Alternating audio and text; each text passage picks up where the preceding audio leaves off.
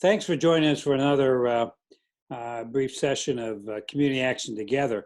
And our special guest today is Kim Smith-Oldham, who is the Executive Director of the Southwest Michigan Community Action Agency in Benton Harbor. So Kim, thanks for sharing a few minutes of your busy life with us. First question is, where is Benton Harbor in terms of Detroit or Lansing or Flint? Where is Benton Harbor at? We are 2 hours from Lansing. We are 4 hours from Detroit. We are 1 hour from Chicago. So we're at the end of the mitten. Okay, very good. Southwest corner. Well, again, thanks, and I hope you and your staff and families are staying safe. You're a relatively new director. I think you've been there for less than a year. I have been here. It's the board voted me in January. in January of this year. Yeah, I've been with the agency 23 years. So I started out as the receptionist and worked my way up. But yeah, I'm the new executive director as of January, and then COVID started. Congratulations. My bet is when they hired you and when you accepted, you never expected to be in this situation. Never. How's this affected you then? You're obviously your whole world, as we all have, is turned upside down.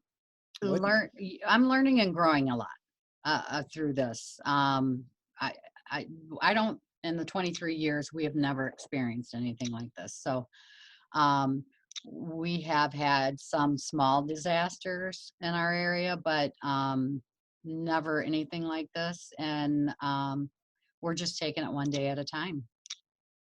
And is your staff and yourself, it looks like you're at your agency, are you still going in to the agency, the office? Some of us remain in the office through a smaller capacity. We have a program manager, we have our fiscal department, I'm here and a receptionist, and we continue to work at the office in Benton Harbor. We have some staff that we have relocated to their homes that are servicing clients. And then we have shipped a crew over to our commodity warehouse to pack boxes. When the pandemic hit and affected the communities, what's the most dramatic change that you had to make and direct your agency in terms of responding to the crisis? Was there a dramatic shift, a change, a new innovative program you had to launch? What did you have to do to get your agency front and center on helping respond? Well, we're very fortunate that in 2018, there was a flood in Berrien County that we service, and one of the areas that it hit was in a trailer park, and there was a majority of low-income people there. And so we went there the next day, and we set up an office on site to assist with rental, hotel, food, whatever we could. United Way came in and cleaned up the trailer park. So we're part of a consortium, emergency consortium. And in the beginning of March, they started having meetings and asking agencies to come up with contingency plans and things. So there was a little bit of preparation, but closing the doors, and then we had to look at closing the warehouse where we have community service and companies come in and pack for us the commodities.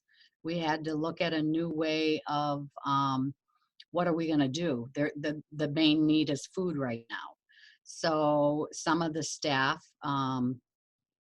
looked at going over there and packing, and some were going to be laid off, and they chose to go to the warehouse and pack.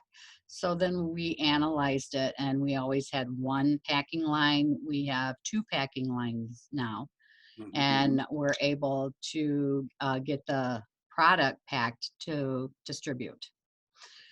We had to close the door, so then we're looking at new ways to service people through not face-to-face. Majority of our clients are serviced face-to-face. And so we're looking at technology and how do we do this? And one of the things in our strategic plan is the board wanted to go more technical. And this has kind of forced our hand, but in a good way. I see a pivotal thing in the future coming from this, that we will adapt to more technology servicing clients. You that may have partially answered my next question. Is you had a little bit of a head start on getting prepared Hmm. because of your role on previous disasters. Was there any big surprises that you said, "Man, I didn't see that coming," or hadn't thought about this? You know what? I think it was when the stay home, stay safe order came into effect in the state of Michigan. Um, Servicing the clients face to face, trying to figure out, thinking outside that box. And as a team, we got together to come up with ideas and um, taking in account the layoffs and the job loss, the biggest need.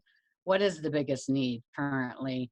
Um, and during the month of April, we serviced 800 households through our pantries, 100 or 1,200 households through special food giveaways, and 200 seniors through giveaways. So that was basically our biggest need at first. And it was kind of the calm before the storm, David. There wasn't a lot of calls coming in, and the majority of it was for food. Now we're starting to see the calls come in, so we're getting ramped up to be able to service clients with the CARES funds prior to being evicted, prior to the shutoff coming down, because there's a moratorium right now on evictions in Michigan. Landlords can't evict clients, but that's going to come. We know it's going to come, and we would like to take care of it prior to it happening. The how's the what's the awareness? Has it grown in the community of the importance of your agency? Is there greater recognition of how essential you are to the community fabric? Yes, there is. As stimulus funding begins to flow in that area agencies, we have received requests for partnerships to work with other organizations. We are fortunate to have a wonderful community partners. Local communities, individuals, and organizations have assisted with our special food drives by donating funds, resources, or time through volunteerism. These volunteers are coming out of the safety of their homes to put food in clients' vehicles, and it's very humbling to us by the quick response we've had when we've called to action. I mean, it's just wonderful. What someday we hope this pandemic will pass, and we'll be looking at it through the rear view mirror rather than the windshield. What permanent changes, if any, do you think this has made on your agency going forward? I see us assisting our clients in a number of new ways through technology and the future. Change is good. New digital methods applying for services may assist more clients. Some of our clients, our service centers are rural, so there's difficulty for potential clients to access the service centers. However, we're still going to have that portion that uh, doesn't have the technical options to do that, and we'll still be able to service them face to face. But I do see more robust technical future going forward.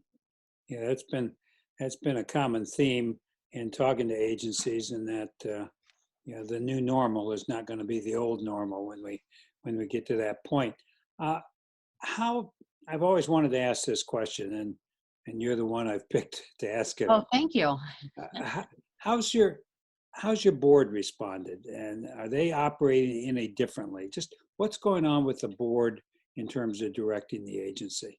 You know, we have a great board. I have to say they are in tune with the organizational standards. they are involved, and I do monthly or weekly updates with them to let them know, like I told them when we were shutting down, when I had meetings, even was on a conference call with Debbie Stabenow.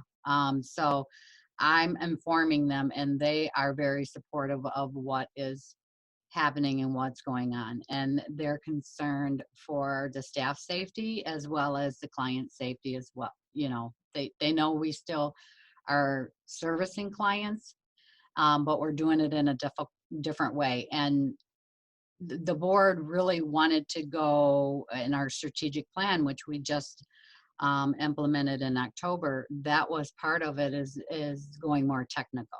So, and ordering like Microsoft Teams, they were real supportive in all of that.